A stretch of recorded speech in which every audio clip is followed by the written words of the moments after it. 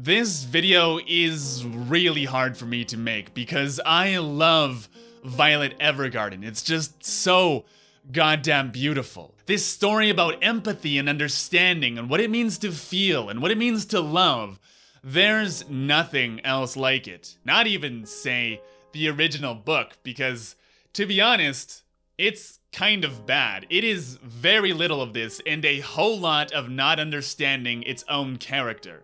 Don't get me wrong, I'm not saying there aren't good parts, but the anime tore these books apart, identified what's good, took out what's not, and trust me when I say there's a lot, and rewrote it into a masterpiece. And so let's explore exactly what happened and we can walk away with a better appreciation for the medium of anime. If I had to pick just one thing to illustrate exactly what's wrong with this book, it would be this page right here.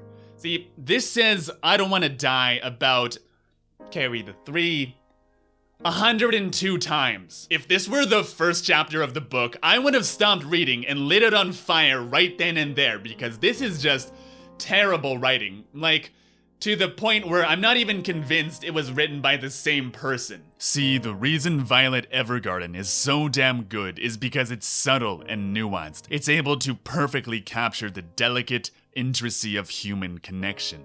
The way Violet, piece by piece, letter by letter, builds the bridge to her own heart is a masterpiece in empathy as we, with Violet, through learning to understand each of these characters, learn to understand her.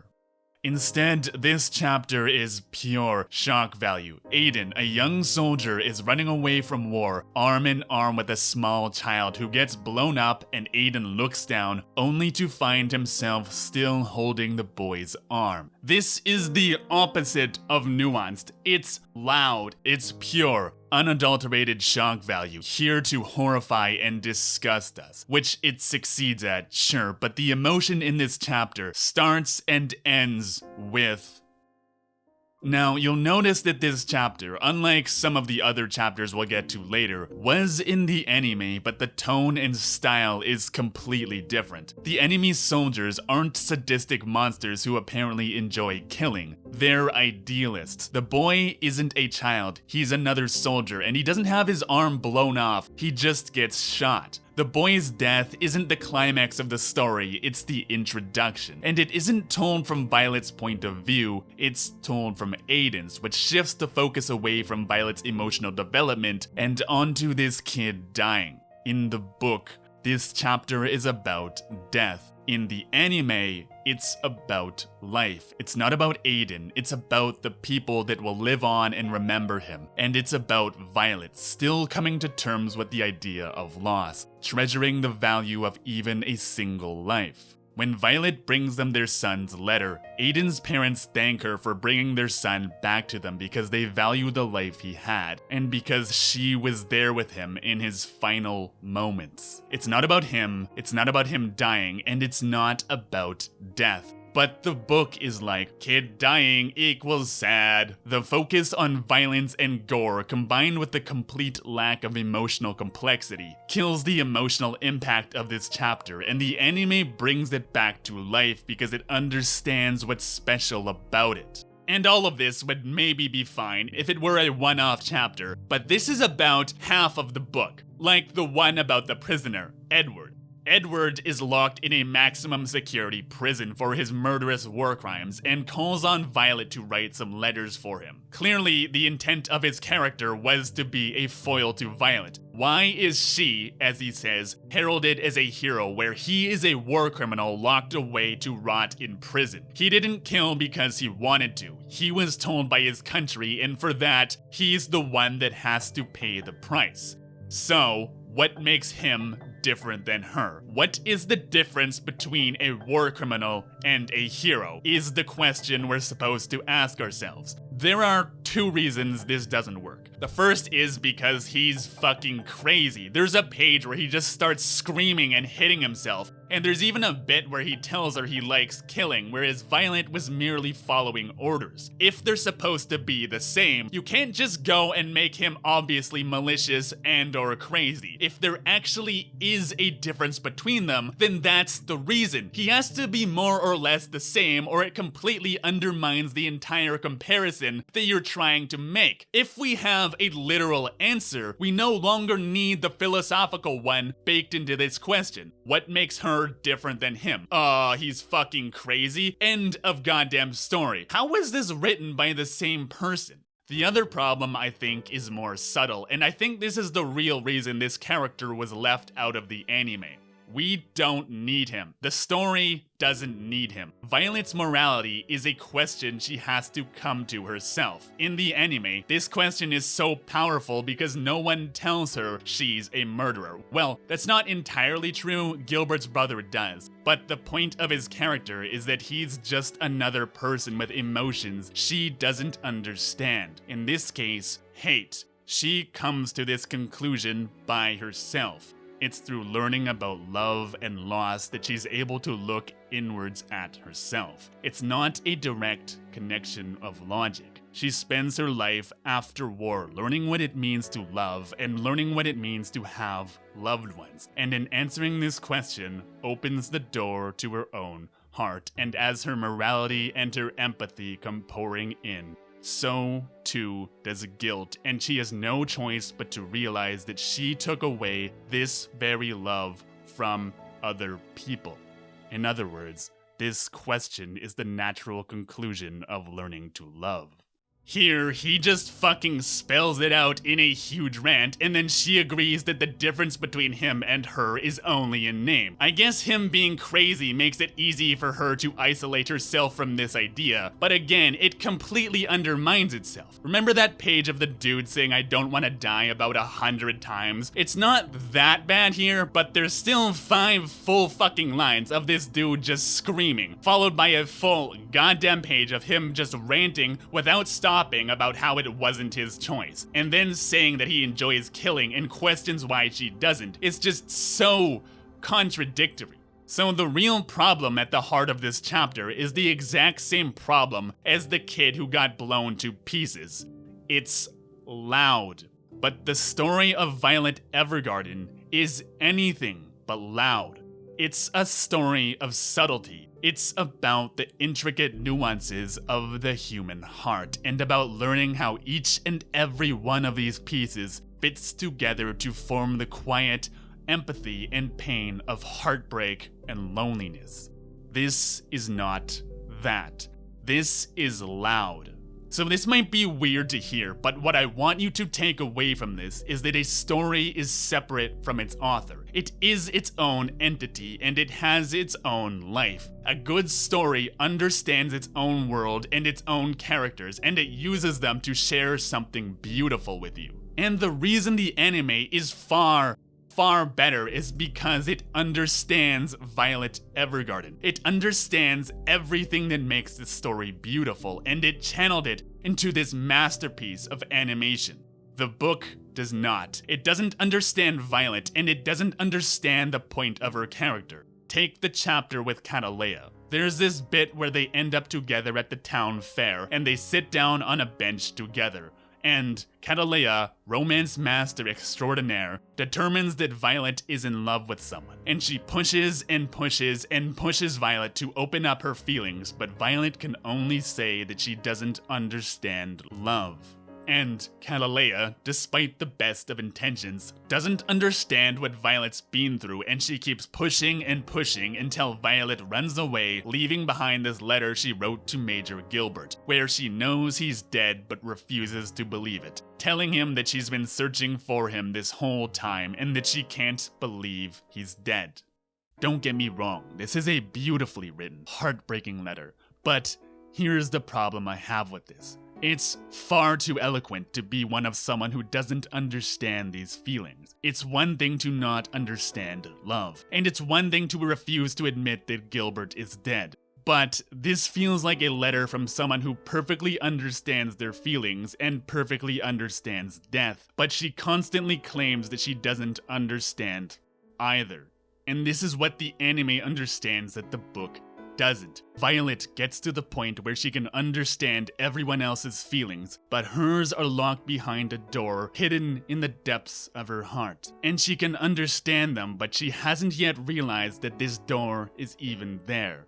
This letter isn't that. This letter is standing in front of the door and refusing to open it. This is loud. The anime is quiet, subtle. It's finding the last piece of a puzzle that makes all the other pieces suddenly slide into place. It's the feeling of stumbling across a door to a basement you never knew existed and being too afraid to open it, but being unable to stop yourself. And this letter says, yes, I can, and yes, I will. And I think that's just not quite it. And I want to explore this idea a little more by comparing how the anime and the book each handle Major Gilbert's character, his death, and his relationship to Violet. And one of my main problems with the book is how it develops him as a character. Not how it develops him as a character, mind you. That's fairly well written. What I mean is that it does develop him as a character. The anime does not. It only shows us who he is through the lens of Violet. In the anime, he's nothing more than a symbol, an idea that Violet carries around in her head and on her chest. In the anime, we, the viewer, know from the second she wakes up that Gilbert is dead. It's obvious to everyone but the one person who can't bear the thought that he might be gone from this world. So us knowing very little about him puts us completely in Violet's head. Whoever Gilbert is, whoever he was, he doesn't actually matter. What's important is who he was to Violet.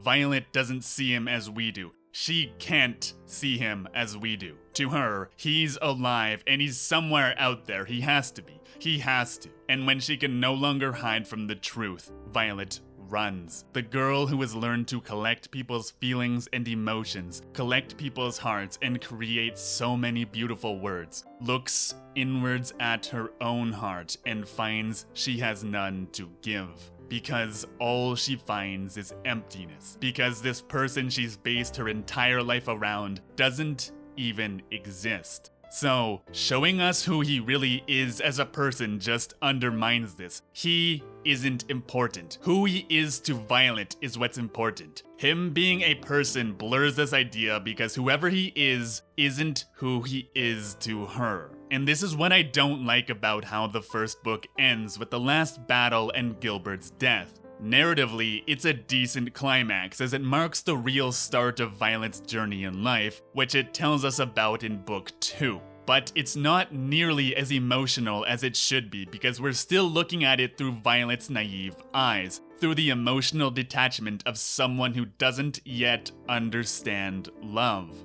And we still don't even have a clear idea of who Violet is, because the book is almost never actually about her.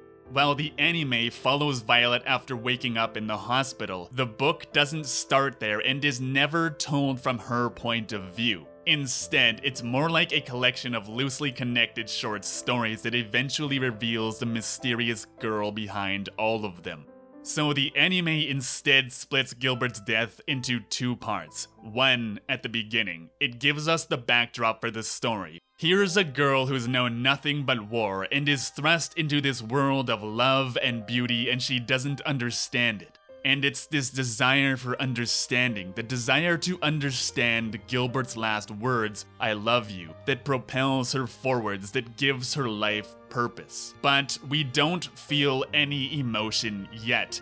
It comes later when she returns to the battlefield where she lost the man that gave her life meaning. Because it's her being able to look back on this, bearing the power of empathy and taking a look at herself in the mirror and discovering who she really is that gives the scene meaning. So while it's certainly a powerful scene, the anime only improves on it because it knows where that power lies. It's not in the scene itself. It's because this scene is a heartbreaking memory that Violet has locked away behind a glass wall. And when she finally breaks through it and her heart comes pouring out, so too does the true meaning of this scene. It isn't sad because he dies, it's sad because she finally understands what his death means to the world, but more importantly, to herself. And the book just doesn't understand that this is the important part of his character. Instead, it takes it at face value. It thinks the important part is their relationship, their love, and that's just completely missing the point. So here's where I need to spoil the book, but I don't think you should worry because if you've seen or know about the movie, then it's not a spoiler, and also because this will never get officially published in English, and also because I don't think it's very good. Gilbert is alive, and they reunite for a happy ending. This undermines basically the entire point of his character. With him alive, with them reuniting, suddenly the story is saying, no, it's not about empathy and loss. It was a love story this entire time. Happy ending! And no, that's not what this story is about. It's about her letting go. It's about her being able to step away from her upbringing and discover her own feelings, discover love, discover loss, and learn what it means to be a person, not a soldier. And so him being alive says, oh no, this was just a love story all along. She was lonely and sad because no Major Gilbert, but now she is happy ever after because she has love now. And just no. Her story is so much more than that. He should not be alive. Him being alive ruins everything this story worked so hard to achieve. This is not a love story. It's about what it even means to love in the first place. It's about Violet's journey as she, step by step, builds the bridge to her own heart. This is why the book opens with the two best stories, the playwright and the girl, because it knows that this is what it's really about. They set the tone for the entire book, which is this ironic story of this emotionless doll, helping others come to terms with their feelings, which in turn drives her to understand her own. So when it just keeps casting this aside for what I can only describe as generic shonen action that eventually turns into a generic shoujo love story, that's fucking lame. It's boring. Here's where you might be like, well, maybe it's just a different story. That doesn't necessarily mean it's worse, but it's not that. If you take a step back from the book and look at the story as a whole, it still is the same story as the one in the anime. Violet helps a man come to terms with his daughter's death, a girl with her mother's death, a man with the loneliness of being an orphan like her, a man with his war crimes like her, and they each give her another clue to the puzzle that is the human heart, and eventually, she has to solve the riddle of her own. And that's why she has to confront Gilbert's death from Lieutenant Hodgins, and then from Catalea, and then again from Gilbert's brother. The book still is about her feelings, about the journey to her own heart. That's the only thing tying together all of the characters. It just doesn't feel like it because it's not very well written.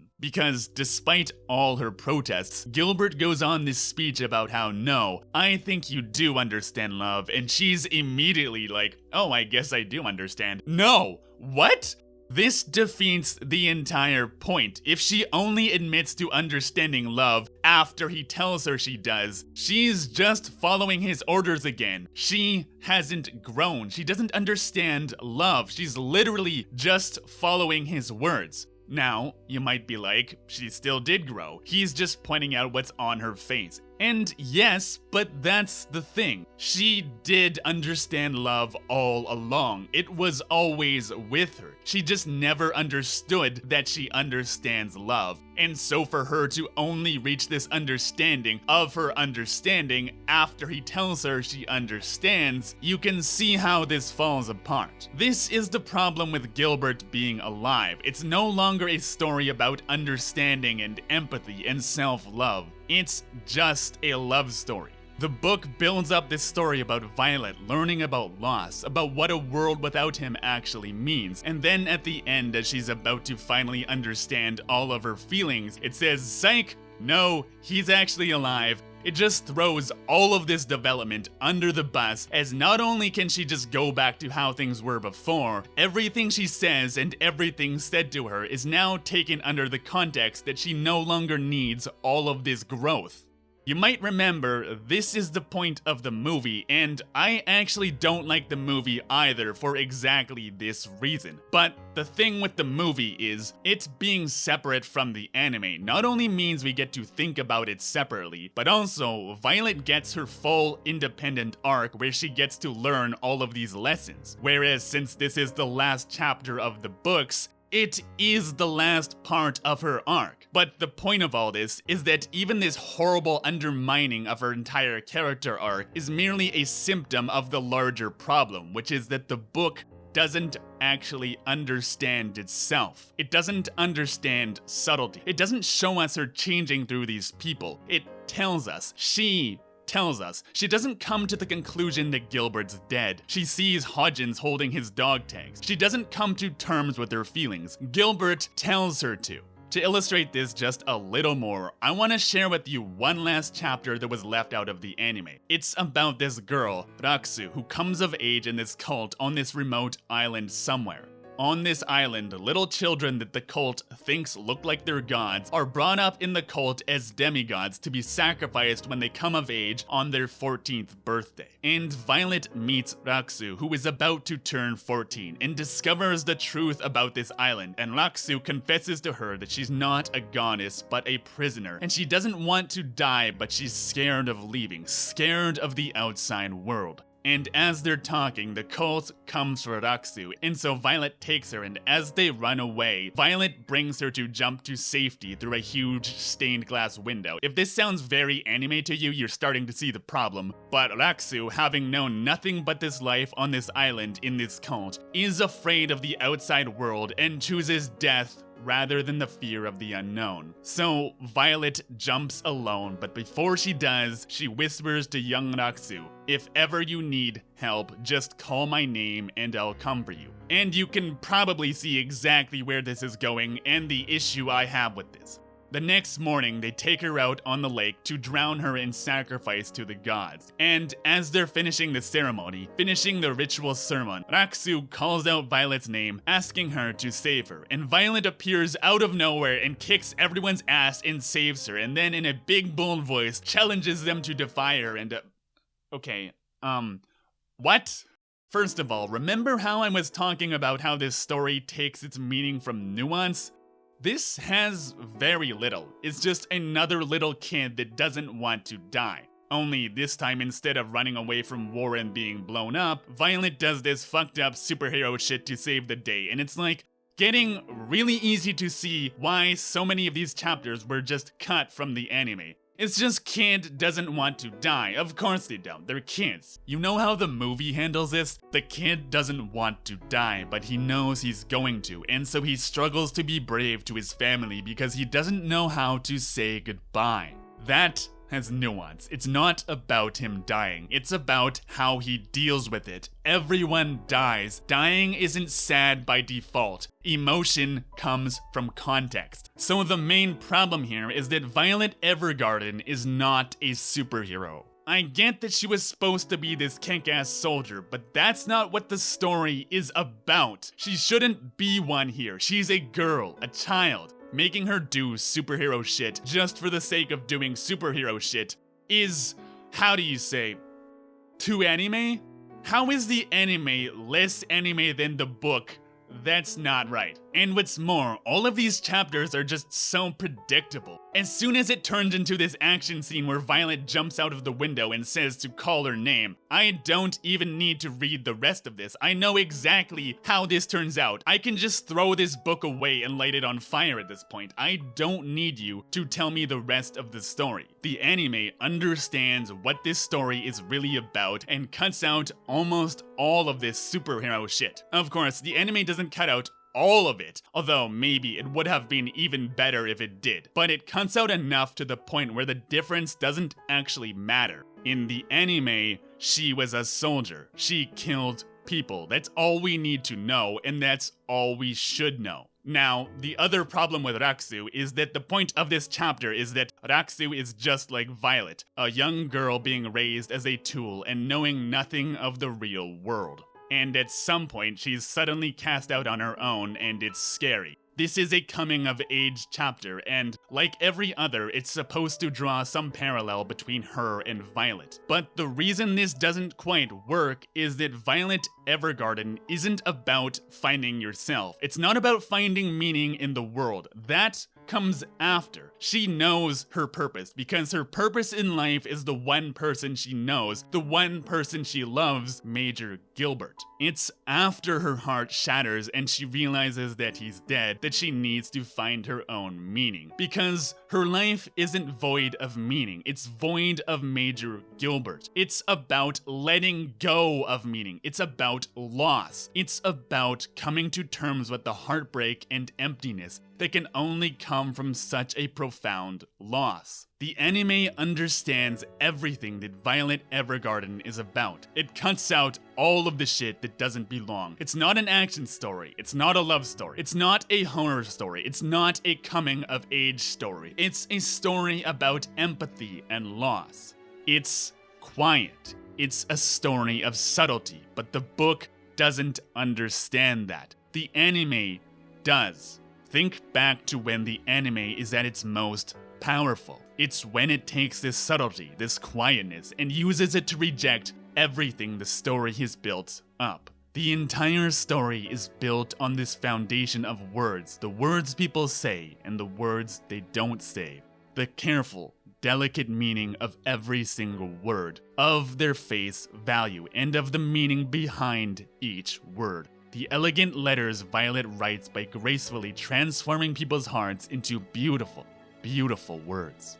And so the irony of this story is that it builds this foundation of her character on words, but when she finally has to come face to face with her own feelings, what she instead finds is silence. She finds no words at all. Because there are no words to describe what an unimaginable, existential pain such a heartbreak is. She builds her understanding of emotions on words upon words upon words, and it all comes crashing down in a single moment of silence. That never exists in this book. It's afraid of it. It's afraid of just letting go. The moment when Hodgins comes in and she sees him holding Gilbert's dog tags, she says, "Gilbert is dead," and a single tear runs down her cheek.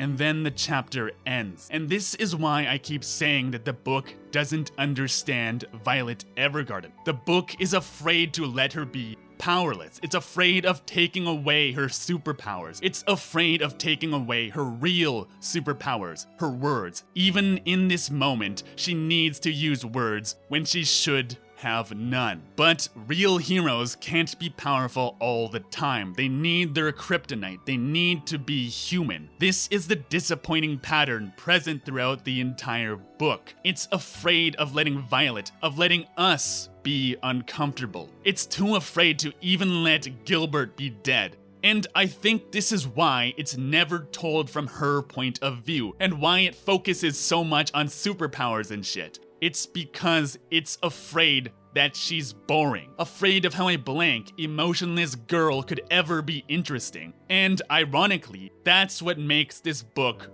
boring. To be fair, a lot of people hate the anime because they find it boring. Oh wow, a story where nothing happens and then a girl fails at writing letters. How interesting. Gimme Naruto, they say. But if you're a fan of the anime, and if you've watched this far, you probably are, I think you'll disagree. But the book doesn't. So this kind of begs the question, what kind of story thinks its own protagonist is boring? By the way, this is what I mean when I say that a story is its own entity, its own life. Surely the author doesn't find her own protagonist boring, but the book does. Just like all those weirdos who think the anime is boring, the book doesn't get it. It doesn't understand Violet Evergarden. It doesn't understand what makes her interesting. So there's one last thing I need to show you to illustrate this, and that's what the book does really, really well. You probably remember I said at the beginning that the book has some good parts. And here's the thing. The best chapter, by far, is the one about the girl. You know the one. And do you remember how I said the anime is told from Violet's point of view, but the book is not? This is the one episode of the anime that isn't told from her point of view. It's told exactly how it's presented in the book from the girl's perspective, because this is the singular chapter that really needs her perspective to work. With Oscar, for example, it's like, yeah, whatever, it's sad and shit, and don't get me wrong, it's a great chapter, but Oscar's point of view isn't all that much different from anyone else's, whereas the one with the girl is so far removed because it's told from a child's point of view. It's not just, oh, here's this mysterious doll-like girl. Everyone is mysterious to her because she's 8. It isn't just a sad story, it's a unique view into heartbreak and the love of a girl and a mother, and I'm gonna be honest, I read this book over lunch break at work, and I was still crying when I was turning through these pages in a room full of people I barely know. And so if you ask me to point to a single reason I think the anime is better, I'd first point you to the horrible chapter about the emo kid, but then I'd point you to this chapter, even though this is the one chapter that's actually as good as the anime.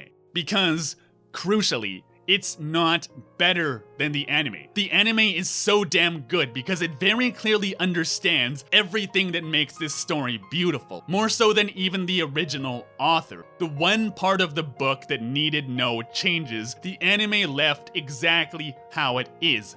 That's how much the anime understands this book. It changed everything it needed to, when it needed to, and when it didn't, it didn't. Honestly, it's rare to find an adaptation that not only does the original justice, but surpasses it in every single way. I can think of very few works that are objectively better than the source. Violet Evergarden is what you'd call a perfect adaptation. It took the shit parts and threw them away, and it took the rest and rearranged it to make us care more about the main character. And then it wrapped it up with the most beautiful animation you will ever see anywhere, with an enchanting, beautifully haunting soundtrack that accentuates every high and every low of every single moment in the story. I won't call the anime perfect. If I'm being honest, the story peaks and then gets to the episode with the girl and then kind of falls off from there. Not that it's bad, just that Violet's story finishes and then it wraps it up with whatever budget they had remaining, which was more than I would have guessed given how much money clearly went into each episode. You could probably even skip the last couple episodes and walk away just as satisfied. Still, I think you'd be hard-pressed to call it anything other than a masterpiece, and reading through the original novel has only made me appreciate it even more. I adore this anime. Now, while I said there aren't very many works that are objectively better than their source, I can think of one other. As I was writing this, I replayed Steins Gate, and I realized that somehow my other favorite anime of all time also takes its source material and blows it out of the fucking water in every conceivable way. Is that a coincidence? Probably, but I guess when your taste in anime is this fucking good, it's just bound to happen. Feel free to watch my hour-long breakdown right here. It's some of my best work, and if you're a fan of Steins Gate, you will not regret watching it. And if there's any more adaptations you think I should talk about, feel free to let me know in the comments. Anyway, thank you so much for your time, friends, and I will see you in the next video.